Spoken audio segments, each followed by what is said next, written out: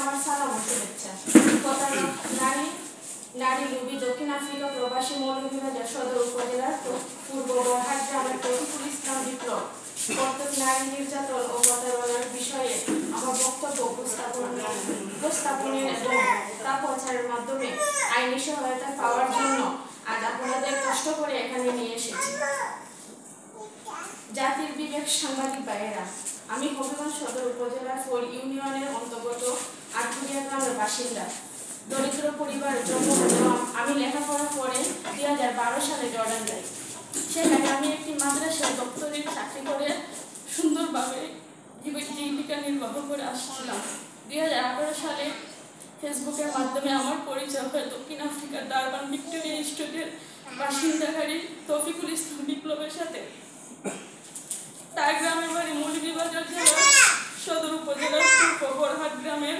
তার বাবার নাম শফিকুল ইসলাম শফিক এবং মায়ের নাম হামিদা বেগম। পরিচয়ে এক পর্যায়ে তৌফিকুল ইসলাম বিপ্লব আমার সাথে প্রেমের সম্পর্ক সৃষ্টি করে বিয়ের প্রস্তাব দেয়। আমি এতে সম্মতি জানালে সে আমাকে দেশে আসার জন্য বলে এবং দেশে আসার পর বিয়ের কাজ শেষ করে আমাকে দক্ষিণ আফ্রিকা নিয়ে যাবে বলে জানায়। আমি তার প্রস্তাবে রাজি হলে সে আমাকে জানায় তার গ্রামের বাড়িতে নাকি টিউবওয়েল নাই এবং রং করতে হবে, কিন্তু তার কাছে কোনো টাকা নাই।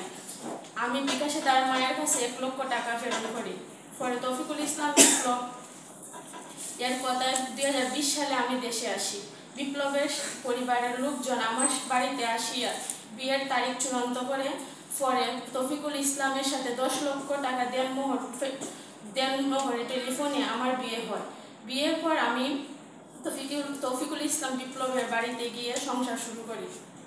এক পর্যায়ে আমার বাড়িতে তৌফিকুল ইসলাম বিপ্লব আমার ছোট ভাই লুৎফুর রহমানকে দক্ষিণ আফ্রিকা নিয়ে যাওয়ার প্রস্তাব দিলে আমার দরিদ্র পিতা সেই প্রস্তাবে রাজি হইয়া জমি বিক্রি করিয়া নগদ 8 লক্ষ টাকা মুরব্বীদের উপস্থিতিতে তৌফিকুল ইসলাম বিপ্লবের পিতা মাতার কাছে প্রদান করেন।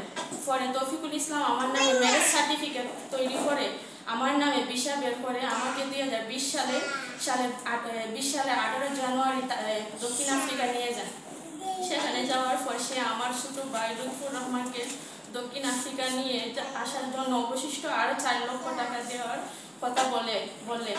আমার দরিদ্র পিতা ঋণ করে আরো 4 লক্ষ টাকা ব্যাংকের মাধ্যমে প্রদান করেন, কিন্তু কোনো ভিসার ব্যবস্থা করেনি তৌফিকুল ইসলাম বিপ্লব। আমাকে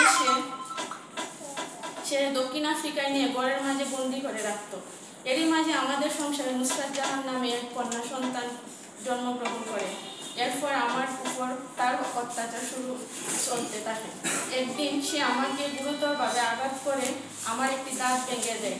আমার কোমর শরীরের বিভিন্ন স্থানে সে গুরুতর জখম করলেও আমি বন্দি অবস্থায় তাকে কাউকে কিছু বলতে পারিনি। অলঙ্কার সহ বিভিন্ন জিনিস হাতিয়ে নিতে থাকে। একদিন সে আমাকে কিছু না জানিয়ে আমার শিশু সন্তান সহ ঘর থেকে বের করে নিয়ে 2023 সালে 3 ফেব্রুয়ারি তারিখে বিমানবন্দরে নিয়ে আমাকে কৌশলে দেশে প্রেরণ করে। দেশে আসার পর তার সাথে বারবার যোগাযোগ করলেও সে আমার সাথে খারাপ আচরণ করতে থাকে। আমিও আমার সন্তানের কোনো ভরণ পোষণ দেয়নি। এমনকি আমার ভাইকে দক্ষিণ আফ্রিকা নিয়ে যাবে বলে যে 12 লক্ষ টাকা নিয়েছিল তা ফেরত দিতে বললেও সে আমাকে সেই টাকা ফেরত নারী কেটে খবর নিয়ে জানতে পারি সে আমার মতো প্রতারণা করে আরেক নারীকে টেলিফোনে বিয়ে করে তাকে নেওয়ার চেষ্টা করছে। এভাবে সে নিরীহ লোকজনকে প্রলোভন নিয়ে প্রতারণা করে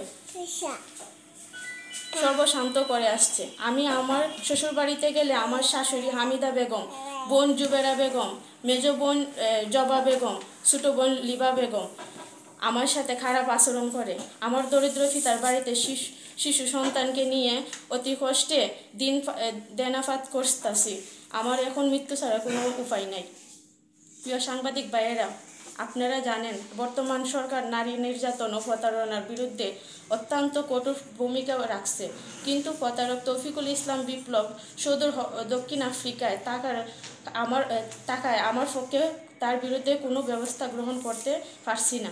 কিন্তু সাংবাদিক ভাইদের হাত অনেক লম্বা। আপনাদের মিডিয়া আমার বক্তব্য যথাযথভাবে উপস্থাপন করলে এবং তৌফিকুল ইসলাম ও তার মায়ের মুখোশ উন্মোচিত হলে আমি ন্যায় বিচার পেতে পারি। পরিশেষে কষ্ট করে আজকের এই সংবাদ সম্মেলনে উপস্থিত হওয়ার জন্য সবাইকেও ধন্যবাদ জানাই। পাশাপাশি আমাদের প্রকাশের জন্য বিশেষভাবে অনুরোধ জানাই।